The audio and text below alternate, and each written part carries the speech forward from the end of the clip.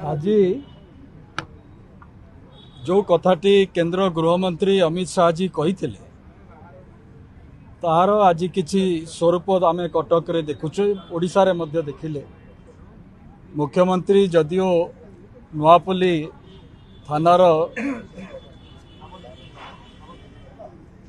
नुआ बिल्डिंग उद्घाटन करिसंती आउरी 13टी थानार मध्य बिल्डिंग आज से आभासी बाबद उद्घाटित होईची 42 कोटी टंकार व्यय ये 14टी थाना नुआ बिल्डिंग निर्माण करा जाइछि। धन्यवाद देवी केंद्र मंत्री अमित शाह को ओडिशार ये भित्तिभूमि विकास क्षेत्र रे से बहु परिमाण रे अर्थ प्रदान करिसंती ओडिशा रे थाना गुड़िकर मजबूती पाई एवं आ फल ये एइतिरे सरू नाही आगामी दिन मानकरे आउरी अधिक थाना गुड़िकर भित्तिभूमि विकास पाई ये कार्यक्रम हबो।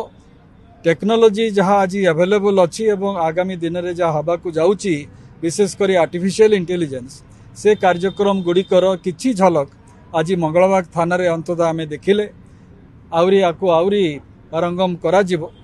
कारण कौन सी व्यक्ति को अचिन्हा व्यक्ति को किभली भाव में आइडेंटिफाई करा जिवो से कार्यक्रम आर्टिफिशियल इंटेलिजेंस द्वारा मध्य हेई पारिबो एवं ताहा ई थाना रे हबो।